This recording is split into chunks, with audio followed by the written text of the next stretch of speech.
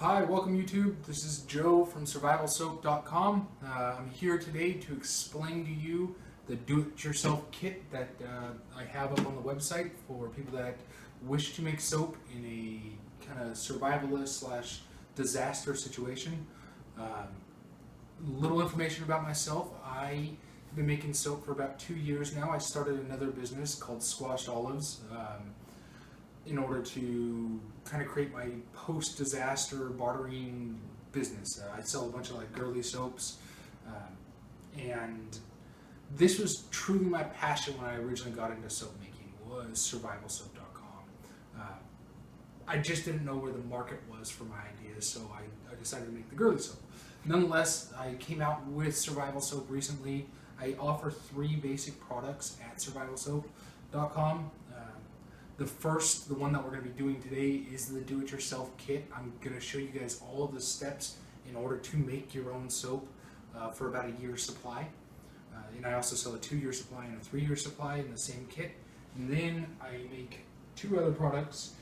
One is the pre-made do-it-yourself, or not do-it-yourself, but the pre-made 1-year supply of organic, non-GMO Castile soap.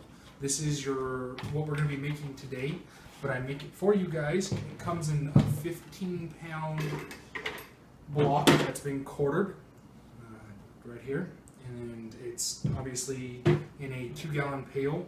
That's where we mold it at, and I sell that online. So that's one of the options. The biggest downside to this style of soap, or buying it this way, is weight.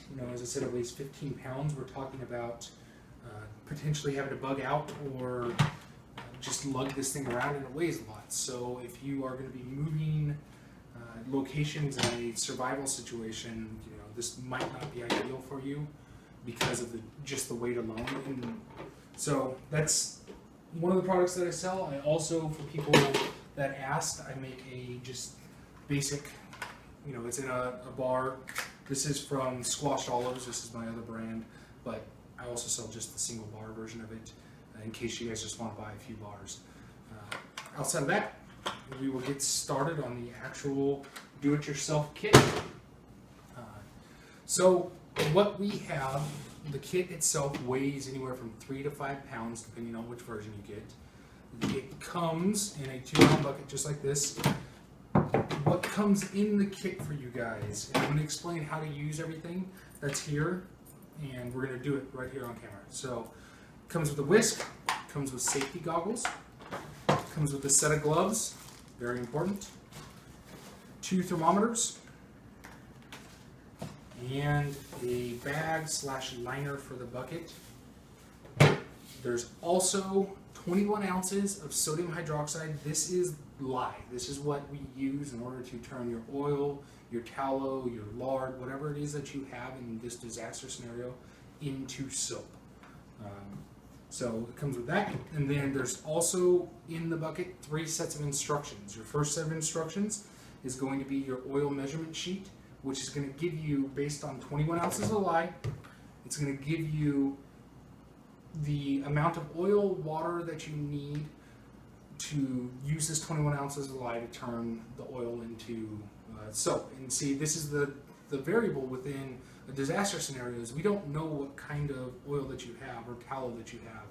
So I give you about 20 of them on the measurement sheet. There's anything from coconut oil, olive oil, bear tallow, deer tallow, cow tallow. There's all sorts of different measurements. So if you end up being out and hunting something and you kill it, you can use the fats from that in order to make soap. There's canola oil, all sorts of different things on there. So it's basically whatever you can barter for or have on hand. You can use the 21 ounces of lye with the oil measurement sheet and figure out how to make soap from that situation. And then the next set of instructions you have is the actual instructions on how to take it from this form right here and turn it into soap. We're going to be going over that today. You guys will see me do it. And next will be the last set of instructions, is kind of like the bonus. I'm not going over that in this video. It is how to get potassium hydroxide or lye. It's not sodium hydroxide, but for all intents and purposes of making soap, it will work just fine. But how to get lye from hardwood ashes. And there's a whole write-up about how to do that, because eventually at some point in time, you know, if we are in a kind of post-collapse society, you're not going to be able to just go online and buy another case of lye or another thing of lye in order to make more soap. So you're going to have to learn how to do it yourself. Now, the reason that I have it set up this way, just to give you guys a little history of, you know, or I guess mythology of why I do survival soap and what my belief is. In these situations, you know, soap making not necessarily is going to be a skill that everybody wants to learn and is really interested in. You know, I got into this from a very like practical manner, trying to create a business after I read off, I think it was Survival Blog. I read something about creating a business prior to the collapse, so you had something to barter with. Most people, including myself, are not that interested in soap making. This tutorial that I give you has, I leave a lot of the, I think, insignificant information out of soap making because it's not relevant for most people, especially men. You know, for the most part nowadays, we use soap to smell good. You know, it is important for hygiene, but if you want your wife to kiss you, you're going to have to not stink. And so most people, they bathe every day in order to do so. In a disaster scenario, you know, we're talking hygiene. We're talking about being able to prevent bacterial growth, being able to help wounds not get infected, etc. So hygiene's critically important, and you know, soap and keeping yourself clean is kind of the start, because we all know that in a disaster, you know, there's not a hospital to run to. There's not necessarily even antibiotics that we're going to have on hand unless you're well prepared for it. So having your basic necessity of soap is, you know, one of your first preps that you have to have. So going through the do-it-yourself kit. Now, as I said, I laid everything out here. Please, you guys, wear all safety equipment. You're going to see me just because in my other business, I make soap all day long, and I'm not going to don the safety equipment. But for you guys, especially for the first 20 times that you make soap, you need to wear your gloves. You need to wear your goggles, especially. Don't wear open-toe shoes. You know, have boots on. Lye is a highly corrosive. It's a base. If it gets on your skin, it will burn you. And I do, unfortunately, quite often burn myself a little bit with this stuff. I'll be making soap and I'll get it splashed on me, and it lets me know right away that, look, something's on your skin and it hurts, and I have to either go wash it off. The other thing that you're going to need, it's not on hand here, is vinegar. If you have vinegar, that is considered an acid. It will neutralize your base. So if you end up getting this splashed on your skin, you get it splashed in your eyes, you need to rinse it out with vinegar, and that'll neutralize the base, and the burn will stop happening. So let's get started here. I have already measured my water, and I've already measured my oil, so you guys will get that off the oil measurement sheet. So at this point, your oil will be room temperature, your water will be room temperature, but when you add the lye to the water is going to heat up to about 190 degrees Fahrenheit. The idea behind soap making is you get the water, lye, and then your oil to the same temperature, which is about 110 degrees, to mix it. You mix the two together, and we insulate it and leave it for 48 hours, and you end up with soap. And as I said, I'm going to show you guys everything. As I said, everything's measured. I don't need a scale. This is one of the things that you'll need to have on hand, hopefully in a disaster, to measure out how much oil and water that you need for the 21 ounces of lye. I've already done that just for time-saving purposes. So we're going to start off. I said oil's measured, water's measured. We're going to start off, we need to add the lye to the water. Critically important, do not add the water to the lye. When you do that, you have the potential of making an explosion. So the water's already in there. What I'm going to do is I'm going to pour very slowly, kind of sprinkle it into the water here, and you're going to see, I don't know if YouTube will actually pick it up, but you should see some off-gassing. There's some fumes coming out. It does not smell good. It kind of hurts your lungs when you breathe it. So you should be doing this outside. Unfortunately for you guys, I'm going to have to suffer through kind of smelling the fumes. I have the fan on overhead, so hopefully it'll kind of blow it out of my way. So anyway, we're going to sprinkle in our lye.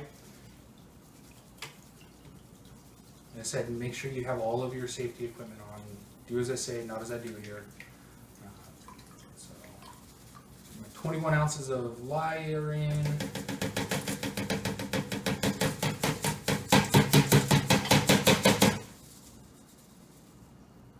we go. We'll set that off to the side. What you're going to want to do is stir it, because it'll kind of crystallize at the bottom. And right now there's a thermal reaction going on within the water, and it's heating up.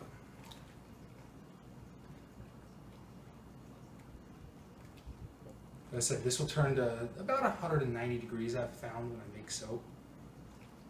And I don't know if you guys can catch it, but it's steaming quite a bit right now. Like I said, generally speaking, I do this all outside. I don't do this inside. But because I'm making a video, I'm kind of forced to do it inside. Alright, so we've stirred this. Now we need to get our oil heating up. So generally, with the kit, you guys, it comes with 2 thermometers. What you would do is you put 1 thermometer in here. I said this will be room temperature. Now this is at 190 degrees. So some of its experience, you kind of have to guesstimate. If you're in a colder environment, you're gonna, your lye's gonna cool down a lot faster. You're gonna have to heat your oil up faster in order to keep up with it. But usually it takes probably, it's 74, 75 degrees in the house right now. It's probably going to take about 30 minutes for the lye to cool down. And so the oil I can kind of adjust. Because we have electricity, it's easy for me to, just turn the burner up or turn it down in order to keep up with the oil. But so you guys will be using this. You will see that I have my cheater right now. It's my little thermometer. I'll do this about 100 times during this video, checking the temperature. So we're at 178 degrees here and 72 degrees Fahrenheit here. And so now this is where there's a lot of waiting, as I said, about 30 minutes. Most of the time what I end up doing in the meantime is I take my bucket. Usually speaking, you will not have 2 buckets.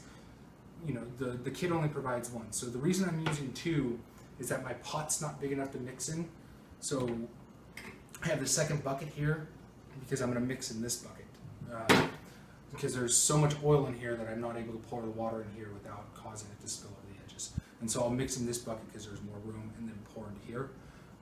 One of the other critical things that I left out, and I should have got to right at the beginning of the video, is when you are making soap, if you're going to mix in your pot, you have a big enough pot to handle the water and the oil, you cannot mix in an aluminum pot. These are my normal pots that I use for my other business. They're all aluminum, and so if I mix the lye, water, and oil in here, it's corrosive and it'll actually eat away at the sides of the bucket, and so you'll end up with aluminum in your soap, and you don't want to do that. So anyway, right now, because I'm using 2 buckets, what I generally do is I take my liner, which is just a plastic bag, and I'm going to put it in the bucket and push it along the sides so the oil or the soap mixture gets all the way in there. Pretty simple. This is the thing about the way we're making soap right now. I don't care about pretty soap.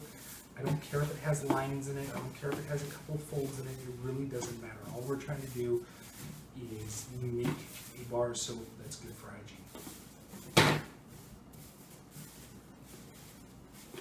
There we go. Our bucket is lined. Set the top on it. And this is when the waiting game begins. Hey YouTube, it's been about 40 minutes since I mixed the lye, got the oil on, and we're starting to cool down now. I just checked the temperature.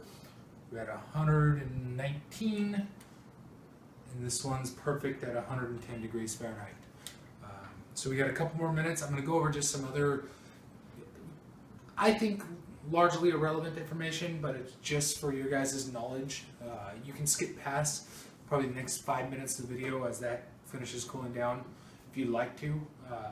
So a couple things about soaping or making soap that I leave out. Because I already give you the pre-measured amount of lye and give you all of the, they call it the spoonification value of certain types of oil on the oil information sheet or the oil measurement sheet. You guys don't have to look into any of that kind of stuff. But what and why this is relevant to you guys is every type of oil that you have has a different amount of lye per ounce that it takes in order to cure into a bar of soap. As I said, you guys get the oil measurement sheet, so you just have to come up with X amount of oil in order to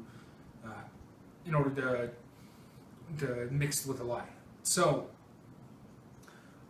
the relevancy of that is in a bar of soap, every single oil that you add to it generally has a different property. And so if you have something like olive oil, which is actually considered one of your best oils that you can put into soap, one of the downsides to it is that it doesn't have a very good lather. It almost has like a snot-like tendency to it, pure Castile soap, and that's what I'm making right now. So people don't like the lather, so as a soaper what we tend to do is we will add stuff like coconut oil, castor oil, shea butters, all sorts of different things in order to get the desired effect from that specific type of oil that we're adding into it. So it might be 5% of the oil, 10% of the oil, it just kind of depends on what you are trying to do with it.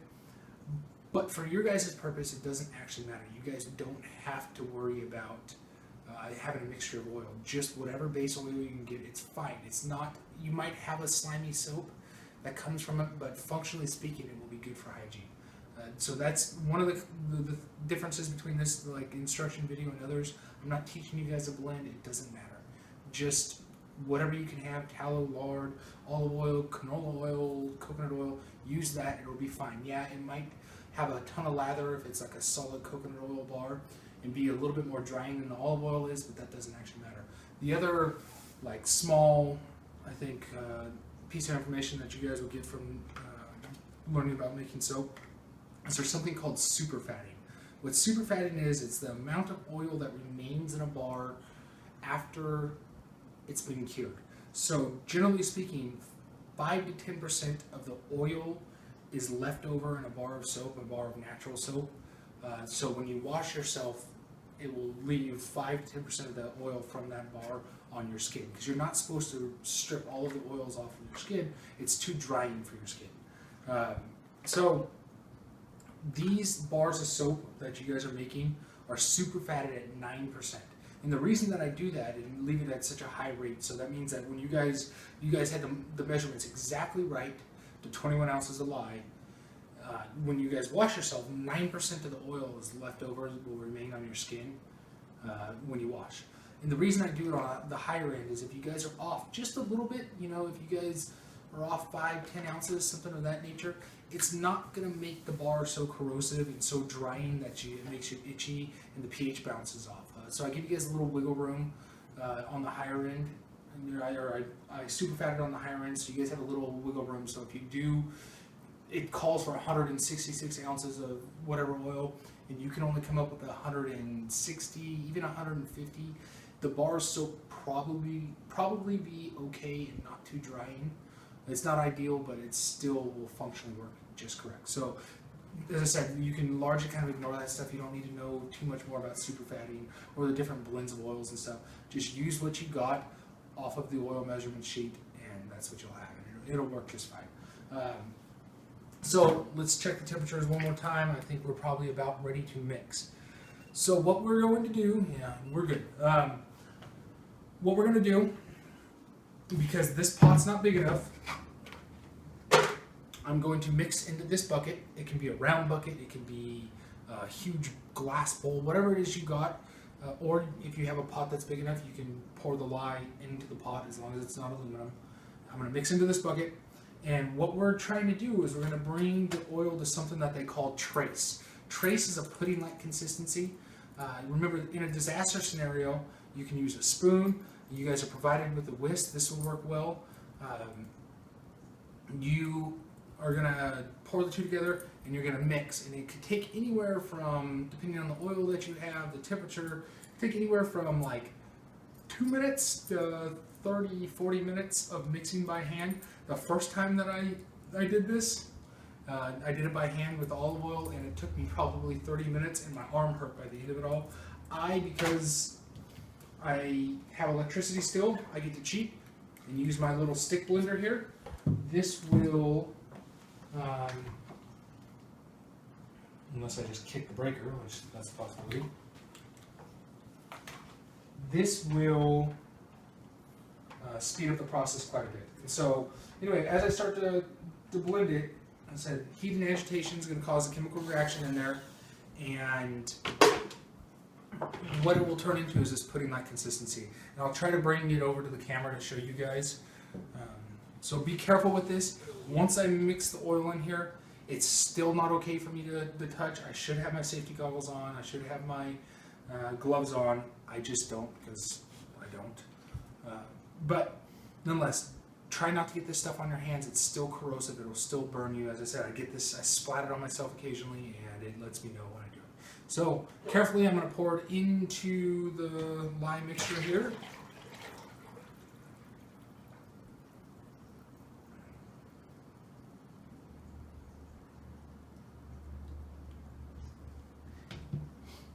And now I'm going to mix it. As I said, you guys, in a disaster scenario, can do it by hand, or if you just are wanting to experience making soap by hand, that's how you do it. I'm going to cheat and use my little stick blender here and kind of mix it around. You can also do it with a spoon, just kind of going back and forth. As I said, be careful, be careful, be careful with splatting this stuff out. It's not a good idea to do it with kids in the house.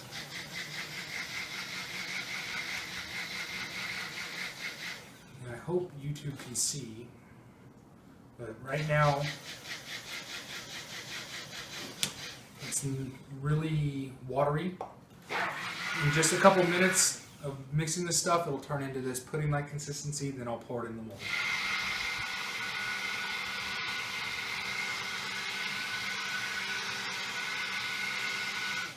See, it's splattered a little bit out.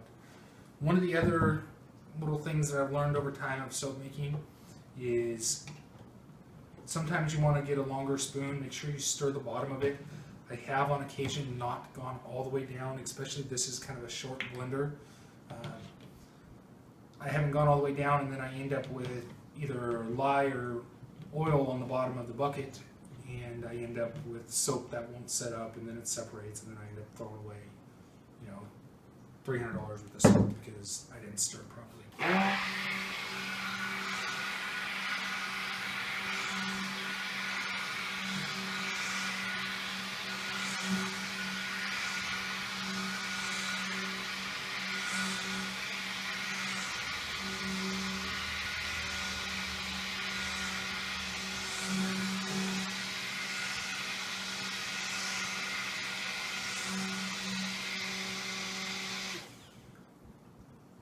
So it's still kind of watery.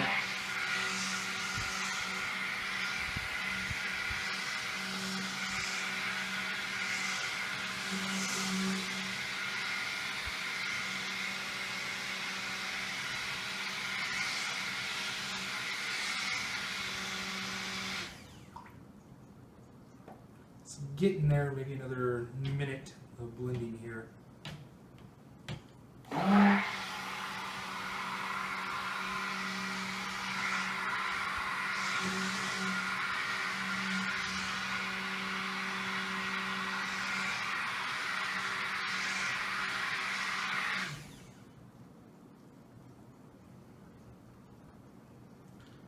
Almost there.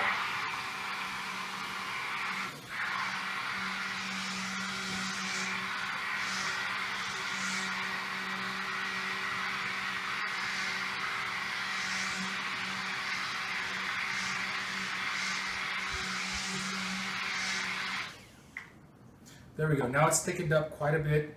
When I run my stick blender over the top and kind of drizzle it, you can see lines, and that's called trace. As I said, pudding-like consistency, kind of a light pudding-like consistency. Do not touch it, it will burn you still. And now we're ready to pour it into our lined bucket. Let's put that there. Voila. Voila.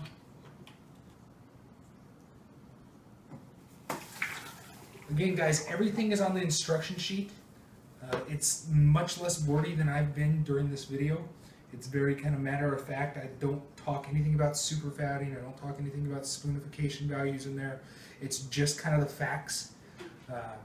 And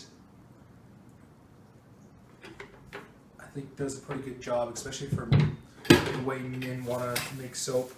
I've explained it. As I said, we're not doing anything to do with decoration,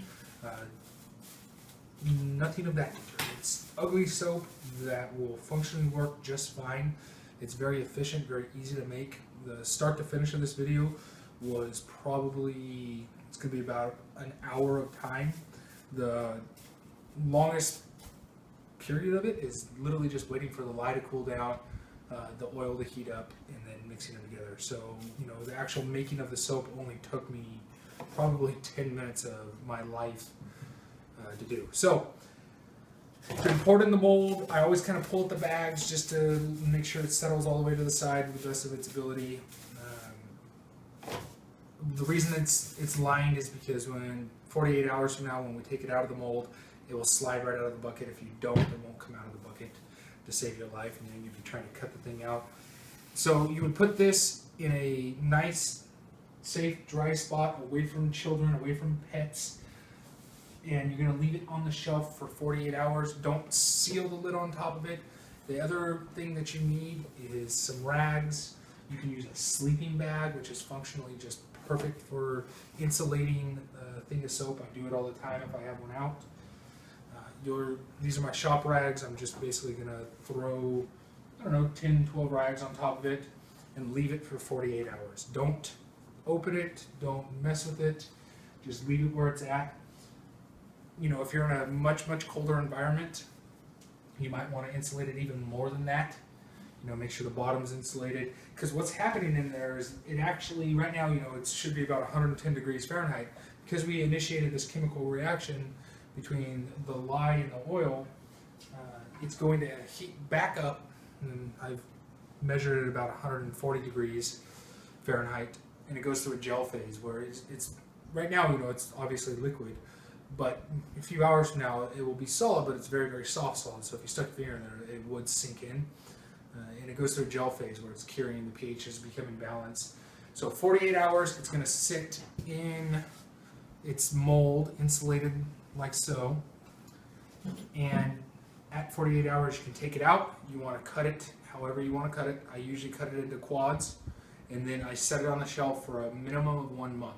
It takes a month for the soap itself to cure, so the pH will become balanced, it will evaporate significant amounts of water, and it will harden up and turn into kind of more traditional bars. So then you can cut it into individual bars if you want to. If you want to cut it at 48 hours into individual bars, you're more than welcome to do that. That doesn't bother me or anybody. You know, after a month it is going to be more difficult to cut, but it still is, you know, with a knife you can cut it into individual bars at that point in time. So what we made today, that is it, literally, for making soap. Your cleanup, again, be careful with that stuff, it still is very corrosive. Literally, what we made today was exactly what I sell, the pre-made year supply of organic, non-GMO Castile. Castile means olive oil soap. This is exactly it.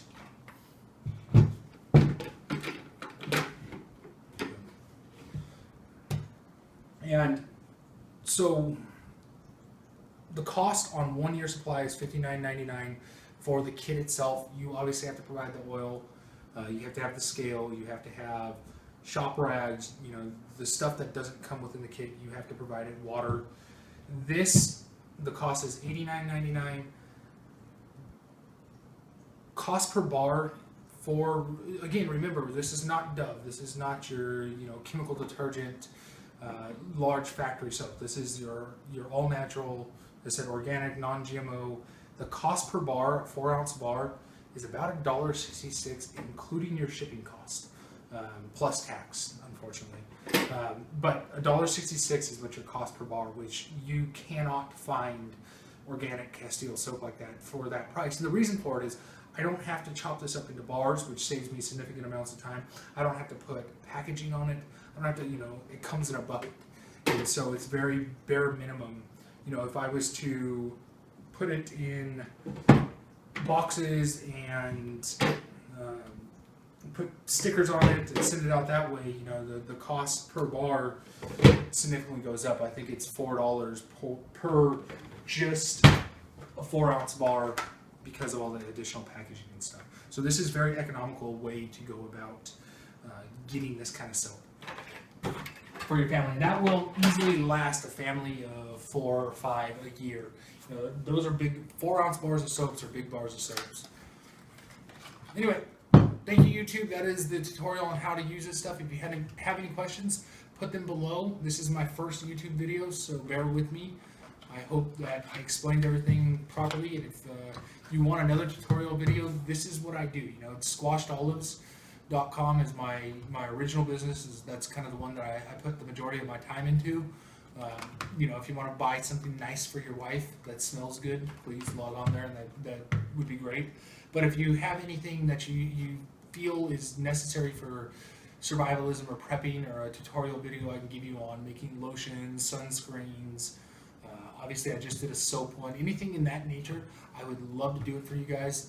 I'm an efficiency nut, so I think that's where I kind of stand out amongst the soapers. I know I probably pissed off a bunch of soapers making this video because I didn't get into, it's very basic, but that's okay. You know, this is, as I said, this is a disaster scenario. This is not soap making 101 that I'm trying to teach you guys how to become, or make a living at making soap, or a hobby of decorating pretty soaps and making them into cupcakes or whatever. So anyway, thanks a lot for viewing, and have a good day.